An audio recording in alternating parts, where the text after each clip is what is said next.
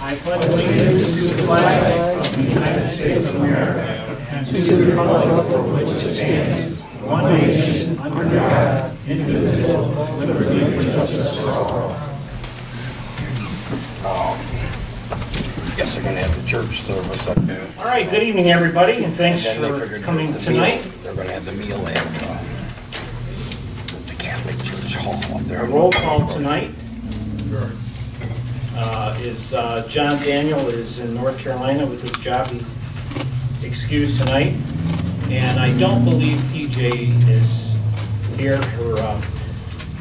She wasn't sure she was coming tonight. Her father-in-law passed away yesterday, so we want to keep her in prayer that the chair's dad up in Sterling Heights. And so anyway, talked to her today. They're doing good and getting the arrangements done, but she said she might pop in tonight, so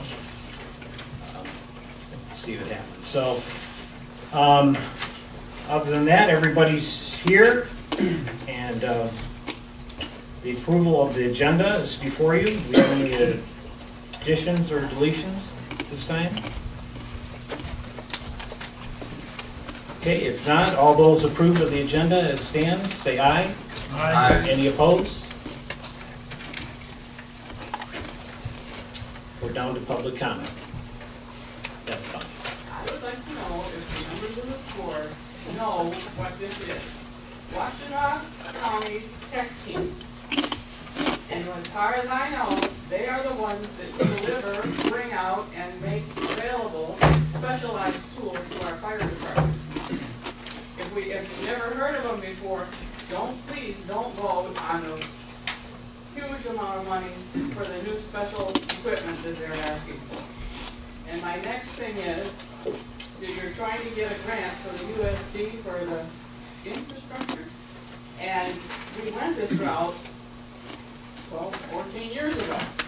And they decided not to do it because they already had in place a plan for the money, and it was supposed to be a special assessment onto the people that are going to live there. Not on the whole township and not out of the, if you get a grant, that money comes out of everybody's pocket because the government has to get it from somewhere. Okay. That's it? Thank you. Okay, anybody else? What's the other one was? Bob? My name is Bob Walls. I'm with the general manager with the Arbor Hills landfill. This is more or less just saying we're looking for some help down there. We need some scale house people we're looking for. So you know someone that's out of the job, looking for a job. It's a full-time job. It's Monday through Saturday. So if you want to pass the word, have anybody stop in and fill an application out or talk to us, we'd be more than happy. We'd love to help the Salem Township area here provide jobs. So hope I'm not getting in trouble for soliciting. No, that's, Daryl, did I see your hand go up? An application? Oh. He was found very good. Okay. I've been doing it for her. Yeah. All right, thanks, Bob. Yeah. Okay, anybody else? Okay. Down to the consent agenda. Mr. Wentz. I move that Salem Township approve the following consent agenda items.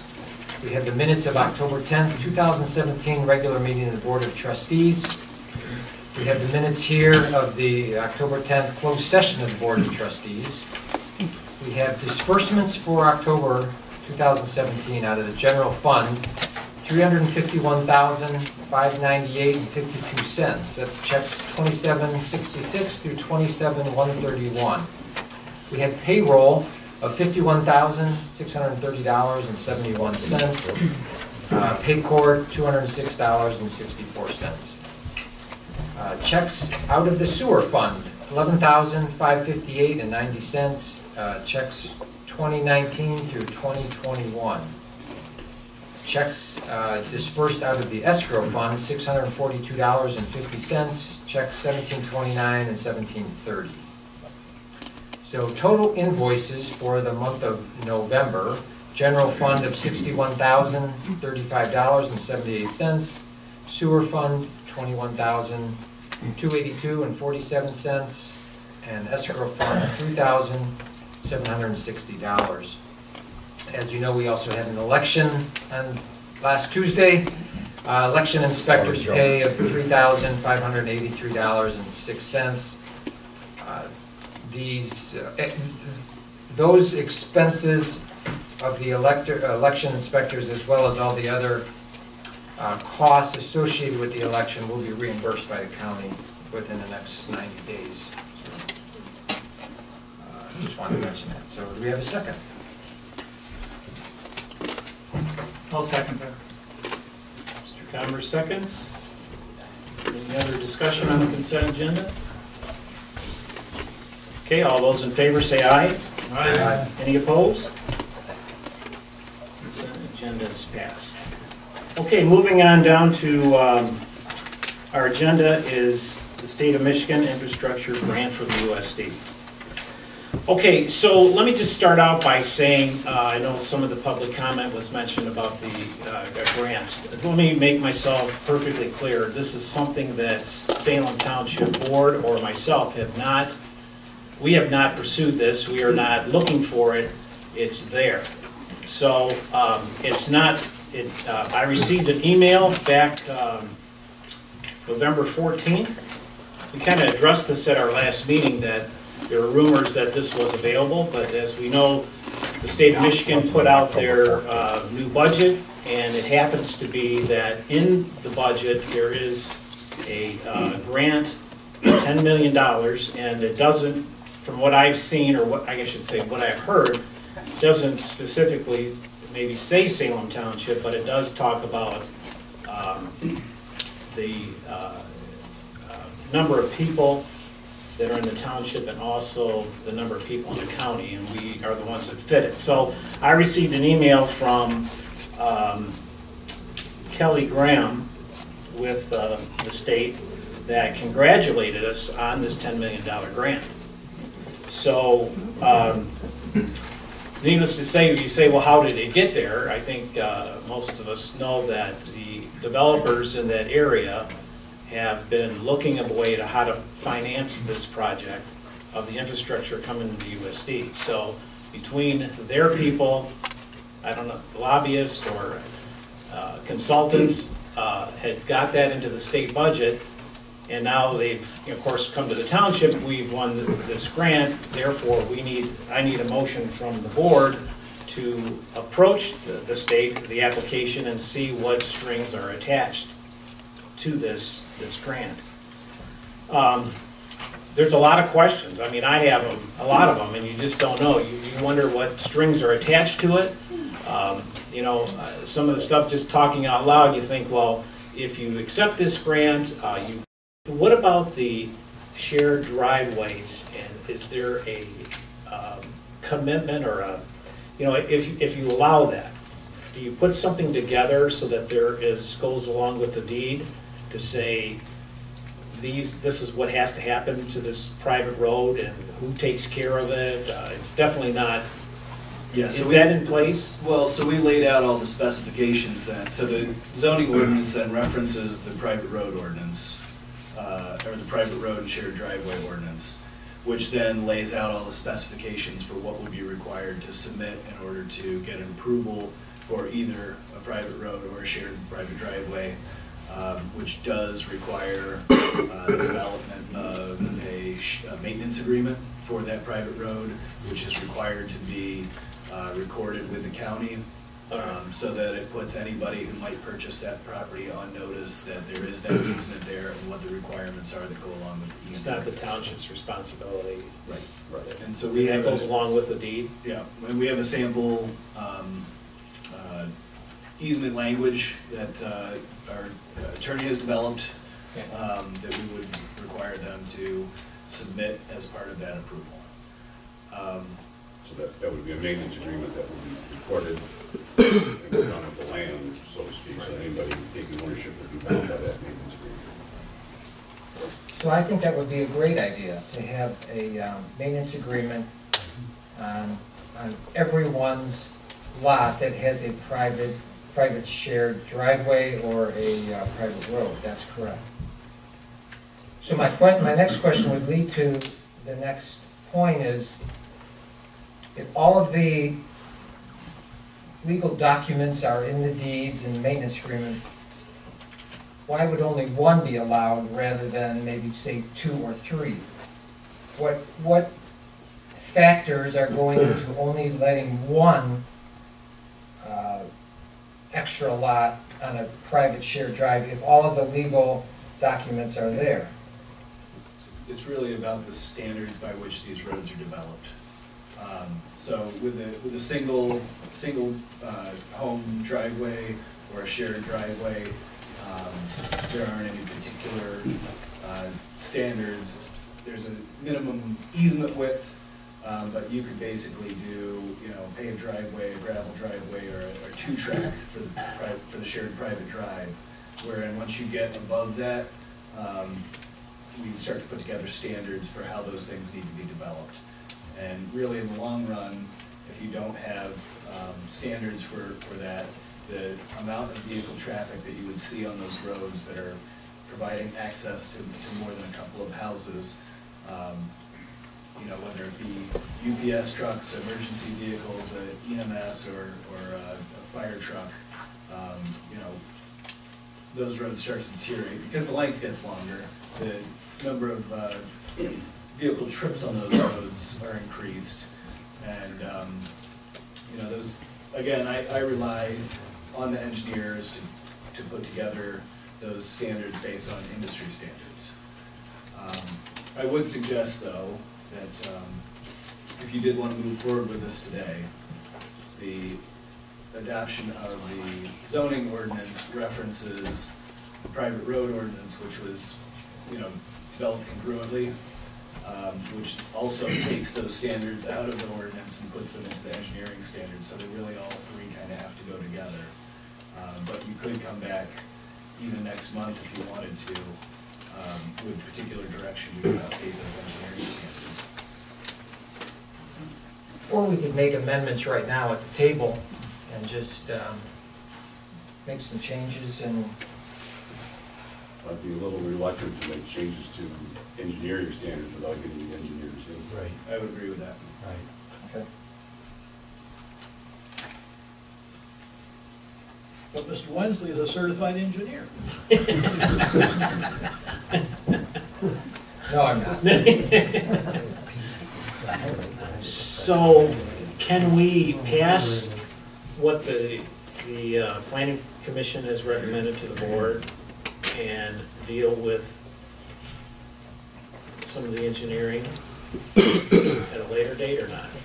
So I think if you updated only the zoning ordinance, you would leave yourself kind of open-ended for any standards related to those. So in the meantime, somebody could come in with an application and there are no standards.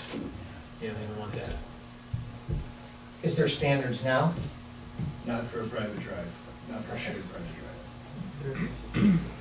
Clerk Wensley also indicated you had some issue with the 1,000 feet. Correct.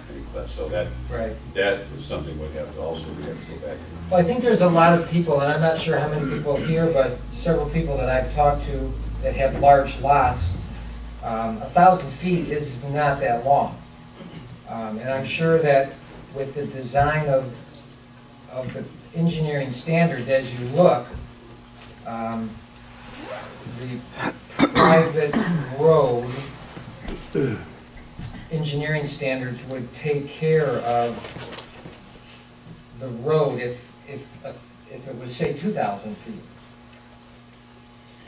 Well, I think what we're concerned about, what the engineers are concerned about, is the amount of traffic and use of that drive. So it's really dependent, I think, on the number of lots that are Correct. adjacent to that roadway. So maybe we can talk to the engineers about not having any limitation on the feet, but based classes based upon the number of lots that are serving, or that road is serving.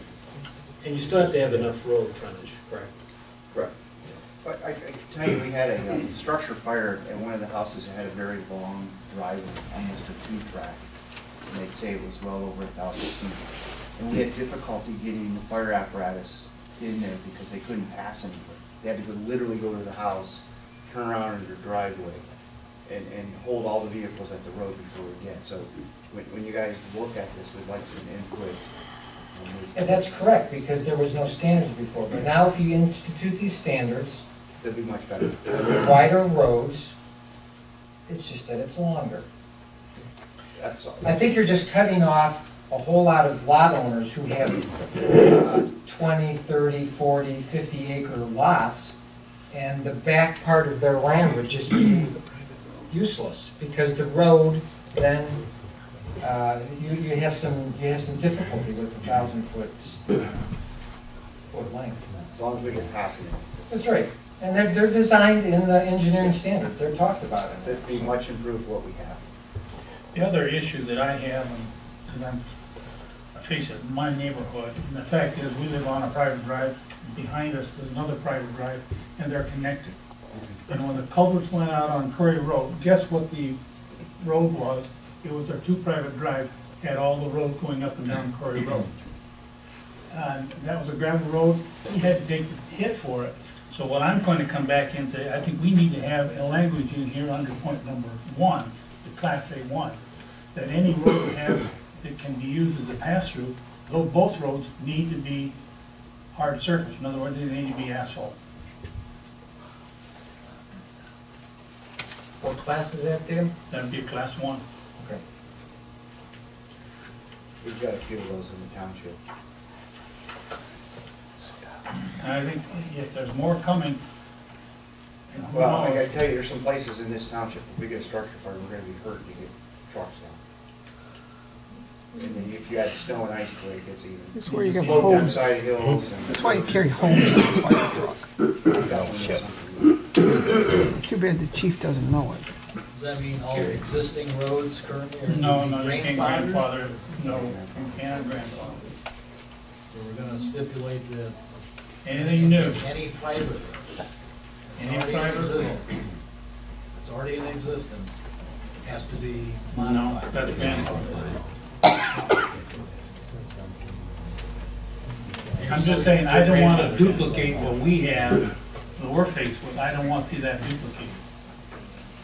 So I think maybe grandfather right here. That's what I wanted to clarify. We're only talking about Going forward. new roads going forward. That's stipulating the ordinance. I first witnessed the need for the access on a private drive. We serviced 4 lots. Only 2 houses were ever built there, and one of them burned down. I'm 1,000 feet, just over 1,000 feet back. We had to comply with the county specs. We chose to pave the road. We could have left it gravel. But when the house did burn, the tankers and the water trucks, side by side, it was definitely needed, yeah. But in turn, and Bill's reasoning, I could see the larger lots that have more area to service less, houses would not need such a standard. But in turn, one question, in this you're stating that it would have to be paved? I think I read somewhere in there that The Class A. Class A would have to be regardless. And that's servicing 10 or more. 10 or more lots, okay. That's on a private road. Yes.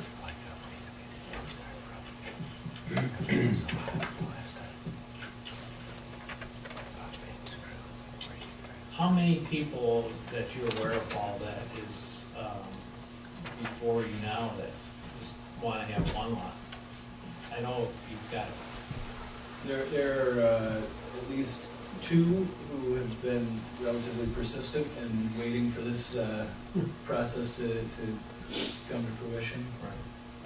But there are others who have come forth with inquiries. So I know that, not specific to this question about private roads, but as you mentioned early on, there are lots of folks who do have large pieces of land who aren't necessarily looking to develop them, but they do want to have the ability to provide a home for their parents, or their parents own the land and they want to provide for their kids to come and look after them as they get on in years, but don't want to incur the expense of developing a complete private road just to split the lot. And that's a good point. I should just mention to everyone that there's other precedents throughout Washtenaw County. We have Dexter Township, which is just on the other side of Ann Arbor, they actually describe their shared driveway shall not serve more than 4 dwelling units. And we also have Webster Township, which is just on the other side of Northfield here.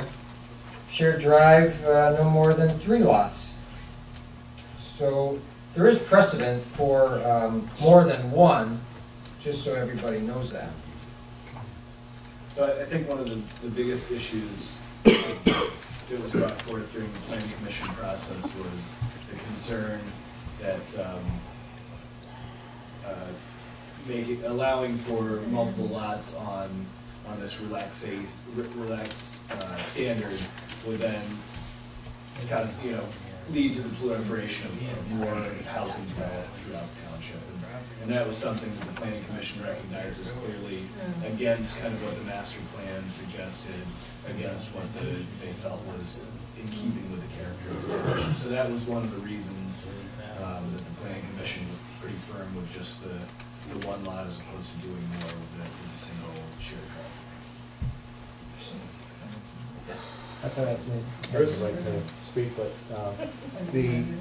I have had a chance to read the engineering part of it as part of the package here.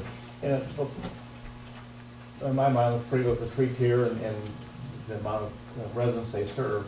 But just like Claire, the way you described it is because we're in the engineering standard, they can be modified much simpler than through the ordinance process. So if that 1,000 feet needs to move to 1,200 or 1,250, so you can do a compacted gravel road as opposed to a paved road, it wouldn't be as difficult to change in the engineering standards as it would be in the ordinance. Zoning ordinance, correct. So it gives a lot more latitude to keeping current or making adjustments that are appropriate for the township by putting it into the engineering standards. Not that there's anything wrong with the ones that are here, but you're right, there might be some specific circumstances because primarily, yes, all the lots were half-mile deep, quarter-mile wide way back in the day, and in that 1,000 foot doesn't quite get you halfway back. 1,250 or there about 1,300 some odd feet get you halfway back.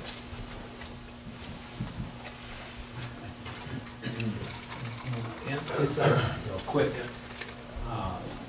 The whole idea of the planning commission giving this to Paul to put together was because it was so subjective when somebody came here. And then some people were being restricted to a private road just to put one additional housing unit in back of them. So this is really, I really advocate that this is really good language and it's really positive for the township. And it accommodates all of the residents because if people want a private road, they want to put in a lot of homes, then they're going to put in a private road. And if they want to just have a parent or a child, young adults living back of them, this accommodates them without extensive expense. And the thing about it is when they come to the township, the rules are all laid out, where before they weren't. This way, there's no subjectivity to it. The people in the township look at what the wordage says, and then they tell people they got to comply to that wordage. And I think that's where it's positive. Yes. Got a quick one. In this driveway ordinance, is there anything written in there about gates? How close they can be to the highway? Because there's a potential hazard on Pontiac Trail right now, and the house was built there last year. And he's got a gate that isn't even a car length off Pontiac Trail. That's electronic gate. And somebody's going to get in a wreck there. I know it doesn't matter if, when.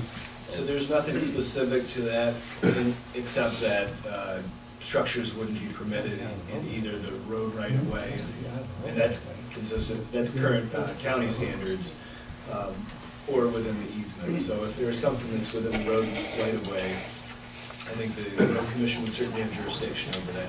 Now, this one isn't even a car length off the road. If it's within the roadway, and somebody, if it's a danger to somebody, a complaint should be made to the road commission, because that's within the right of way then, and the road commission would have authority to tell them to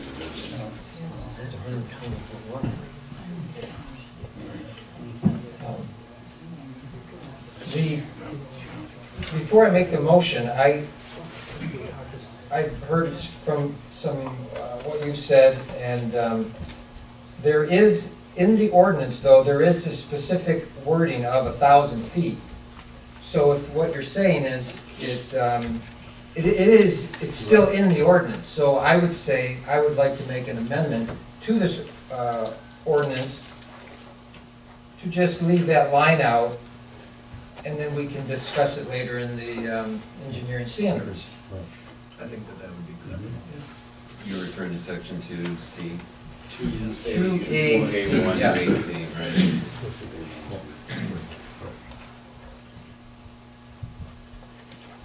Yeah, I think we can certainly deal with that in the standards.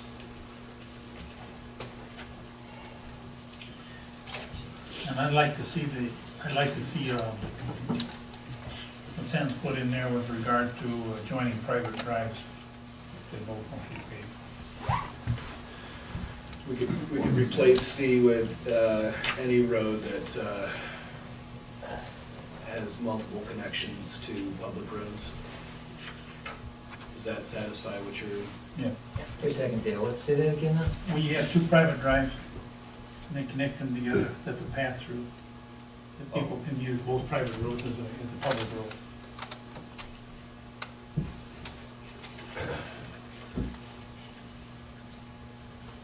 But that's their driveways, right? That's not a road. Is it a road? It's a road. Okay, great. Those 2 private roads. And the last thing I have is class 3 roads. That would be page 2. Class 3 private roads are those who serve no more than 4 dwellings.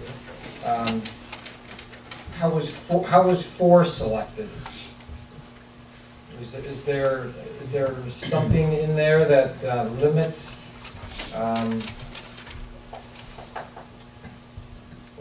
Where did that come from?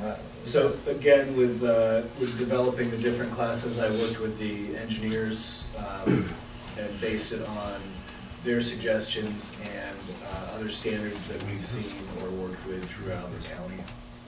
Mm-hmm. So those were based on other standards that we've seen and the suggestion of the township engineers.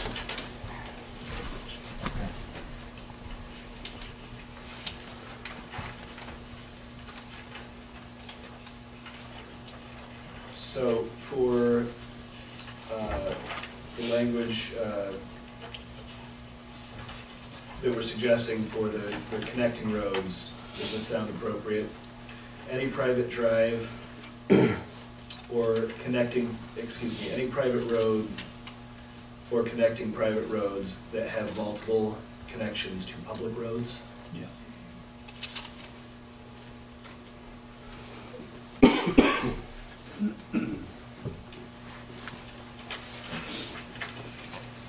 Gary, one last thing. I will drop my intensity on this shared private driveway. I would like to see maybe the class 3 private road maybe have 5 dwellings, 5 or 6 dwellings. Could we do that?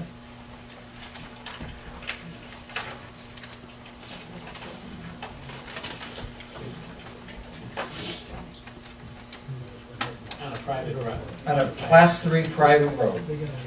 You see any problem with that, Paul? Instead of going 4, go 5?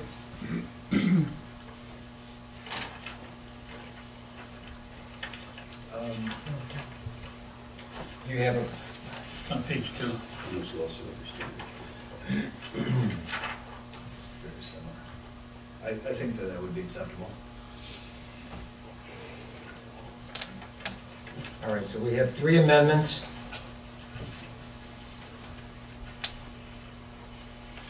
Limiting the 1,000 feet, class 3 private roads, 5 dwellings, and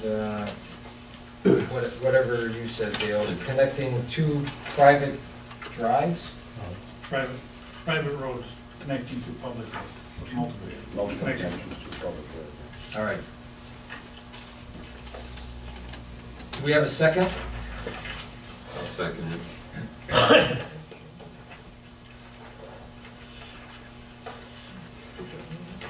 Any other discussion? Roll call on that, Mr. President? Sure. Okay, so we have Converse, Yes. DeLuca, Yes. Trent, Yes.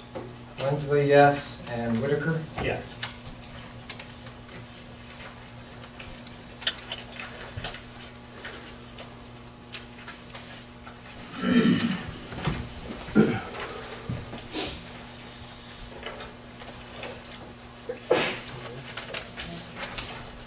So Ed, with the next motion with engineering standards, should we hold off on it, or should we just, No, I think you need to approve all three together. okay.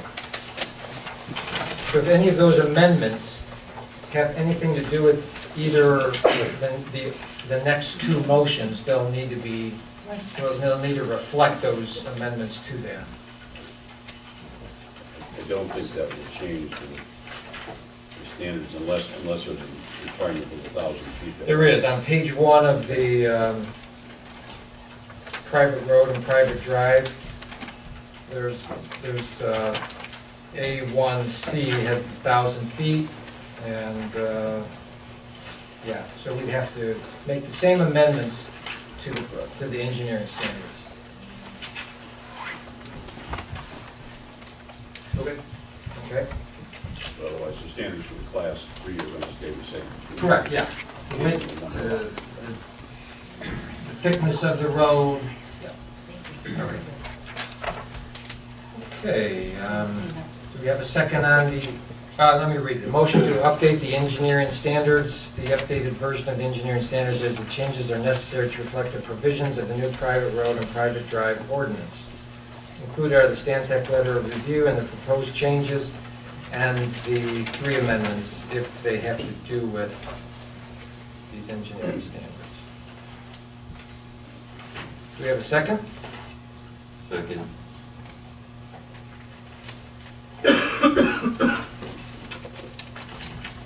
Converse, Yes. DeLuca, Yes. Trent, Yes. Wensley, yes, and Whitaker. Yes.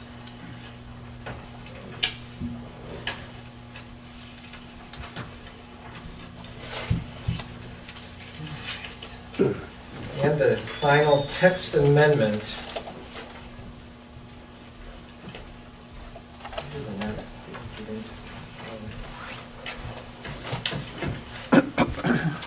Paul, could you just maybe briefly talk about that, what the text amendment is again? So ultimately, the text amendment was necessary because the current zoning ordinance required that in order to obtain a building permit, a lot had to have the required frontage width on a public or private road. Because we were introducing a shared driveway, the ordinance didn't allow for a building permit on a shared driveway. So that was kind of the crux of the need.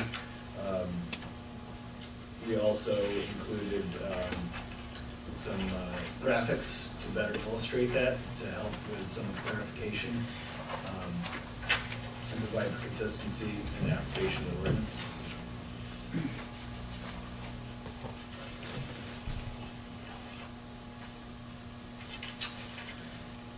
Okay, motion to approve the zoning ordinance text amendment, sections 30.202, 203, and 207. I move that Salem Township approve the zoning text amendment as a condition of the board's adopting the updated private road ordinance. Also included are the corrected changes to the zoning ordinance and a clean copy of the ordinance. Do you have a second? Second.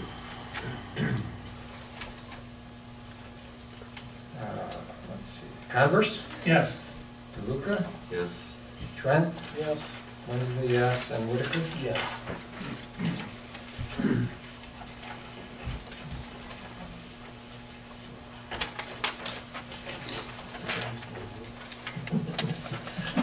All right.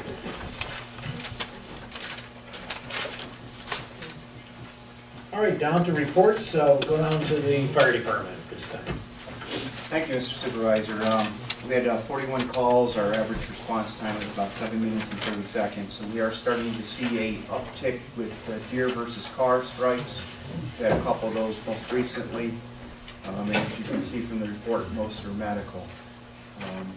The other thing that I wanted to report was that recently it was discussed that we never get grants. This is a grant that we received from the federal government. We are one of multiple departments that received this. This is an automatic CPR machine. So instead of us having to do CPR on a person for 30 minutes, and it's very difficult to do that effectively, this machine actually will do CPR on a patient. So this board is slid behind them. This device is strapped over the top. This plunger comes down, we push a button, and literally at the touch of a button, this machine will continuously do compressions and stop at a button. So if we need to do medicines or airways or anything like that. So really expensive. The federal government paid for 90% of this. Our matching fee was 10%. So we got this with another 2 AEDs. It's really out of the box. We've had it for about a week and a half, 2 weeks. This will be tremendous back saver, labor, manpower, and more importantly, it's going to give you more effective CPR. So I expect to have a higher percentage of saving someone's life over manual CPR. So our neighbors have got a number of these devices. We were part of a multi-county grant.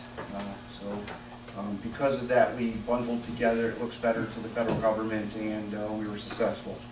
So we're really happy that we've got this. It's definitely one of those tools that we see a heart attack maybe 1 or 2 a month. So we'll probably have some pretty good use out of this. So I just wanted to show that.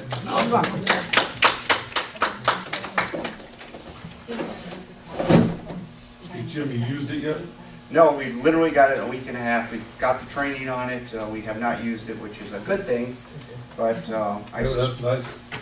I think this is about $17,000. Well, that's what that was. Yeah, so it's not cheap, but again, doing CPR for 30 minutes at touch of a button is going to be really good. Does it spread out? It does. It'll take a fairly large patient. All you really have to do is get the wings down there and get this on top of their chest. So it takes a bigger patient than what you would expect. There is, if you go on the YouTubes, you can see videos of it used in a hospital or clinic setting. There was 6 different models we had to choose from. I chose this one because it has a suction cup, so it actually will pull the chest out, not just compress it. So this is very similar to we were a test bed for the country. Dr. Dolmeyer, a medical control officer, we call it a plunger, in a non-technical term, because it actually battery operated? It is battery operated. So, and it has 2 batteries, and if it runs out of battery, you can actually plug it into a 110 voltage and run it without stopping. So it's got, it's really nice. I'm very pleased to get this. There's a number of different models out here, but this is the one I think is kind of the best out there. Can you use that on kids? It can, as long as you can get the cup to go down to them, or you can get it, you can get them underneath there. So yes, you can do. You can adjust that. You can adjust that cup. We can. So we could cheat with the child if we need it. We could put some towels underneath the child and bring their chest up. That's kind of your worst case scenario, having to do CPR on a child. So we're really, I just wanted to share that with you because we just literally got it in about a week and a half ago. Yes, sir. I just might add, my son is going through the firefighter 1 and 2 training over in Hudsonville, on the other side of the state. And they had a person coming back in with demonstrating that machine, and they said they can actually keep a person blood flowing and going, and they're clinically dead. They can still keep the body in motion, at least keep it going. So it's very, very, very effective. So it's generation 3, so we're excited to have it. Thanks, Chief. Thank you. Okay, quick discussion, just a little update on the Chuck Road project. we were informed this week, probably the engineering should be completed the first of the year, so we can, at that point, kind of get some solid figures together and just figure out how to get this moving forward to get Chubb Road paved between 6 and 5, and then from 5 Mile and Chubb to Napier Road. So it would be great to get that project started next year. We just got to work out the financing and everything that needs to go along with that. So we'll keep you updated, but we should have some answers here the first of the year.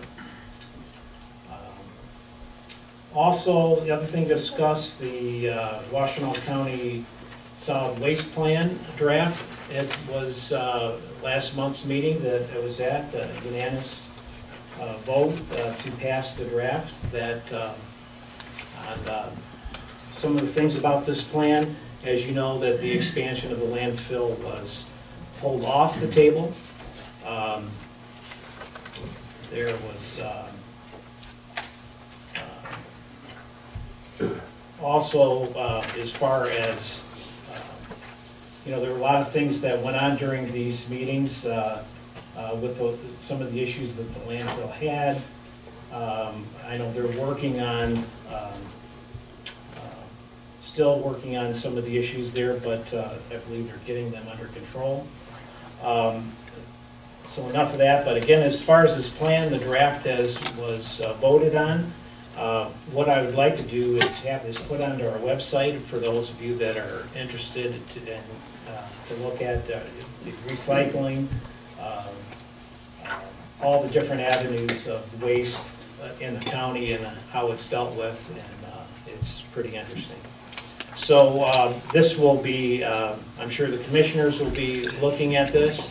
Also, the state will be approving, and then again, it eventually comes down to the townships to vote on this plan. Every 10 years it's supposed to be addressed. It's a great committee that I was on and still am on, and to get this draft voted on, it was a good thing to move forward. Okay, down to public comment. Yes. I'd just like to compliment the board. Being on the planning commission for some time now, we did a lot of talking in the beginning and not a lot of action. And now there's some substantial action that's been taken and it's been passed on to the board, and the board's taken action on it. And I just think that's, I want to compliment the board for that. Thanks, Dan. Well, Michelle, thanks for being here tonight. I don't know if you have any comments or anything you'd like to say. Nice to have you. I have one comment. Sure. Thank you. Thanks for the opportunity. Yeah, the Board of Public Works is, I never know in this room which way to face. The Board of Public Works will be taking up approving the solid waste plan tomorrow morning, so I'll be at that meeting at 8:30 a.m. So the county has recently formed a broadband committee to deal with the issue of a lack of high-speed internet access in a lot of rural parts of the county.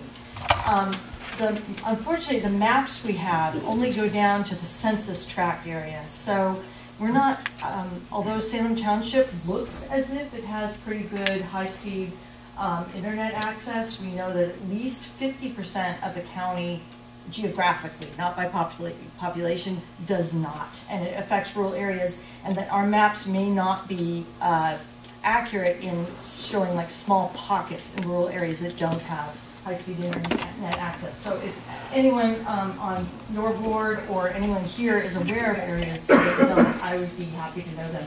And I'm also happy to say that the Board of Commissioners, with some input from someone like me in part who lives in a rural area, is taking up rural issues, which has not always in fact been the case. So, so if any of you have any input or know of any areas that we should be looking at, we appreciate it. So, thank you. Thanks, Michelle. Okay, anybody else? Yeah, it's just a stupid comment, but as far as that grant money, I mean, if there's any way to condition it that we take the grant money and keep it to the end of the project, like the first 15 that come in first. and then they'll finish up the project. And that's the only way it can happen, as far as I'm concerned. is that we have to see all that money before it starts. Yes, Paul? Yeah, as the township approach the sheriff's department as far as getting the roadsides picked up by trustees or whatever you have? I'm sorry, Getting the roadsides picked up? the road signs? Roadsides, you know, all the trash on our roads are, you know, they're usually dumping grounds quite a bit. Remember that when the sheriff was here for the truck Yeah, business, he yeah. said that if we contacted them, you could possibly get some trustees or whatever, you know, guys, people that have to do, community work, you know, Right. that they could Right. Okay. pick up our roads. Okay. Yeah, they're pretty, some of the areas are pretty bad. All right, anybody else? Okay, my last comments for tonight are basically I want to wish everybody a happy Thanksgiving as it's coming down, and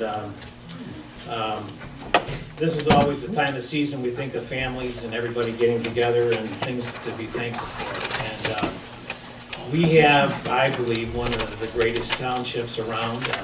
It's here, and we have some really great people who want to serve and have served the last few years, and it just makes a big difference. And I don't know how many of you, but I just feel like I'm a blessed man to be able to serve with these board members and our planning commission, our committee members, our consultants. It's really a great team. And, you know, it doesn't mean we all have to agree. Doesn't mean that we always see eye to eye in things, but there can be a great respect. And I think it's, I think God has given us a great community to serve in, and all we can try to do is keep getting better. So tonight, I know it might be a little bit different. I don't want you to think you're in church or anything, but I would like to have a blessing on over our township and us being together here tonight. So let's pray. Father, as we close tonight, we are thankful for our residents. We're thankful for the people that come and are interested in the things of this great town. And Father, I pray that TJ tonight, our trustee who lost her father-in-law, and Jerry, we ask that you would comfort them and be with them in a special way.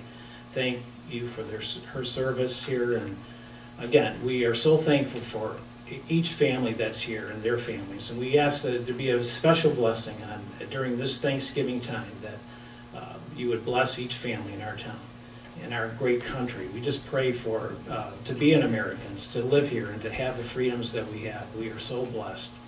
And just thank thee for everything you've given us, and pray in your holy name. Amen. Thank you. Good night.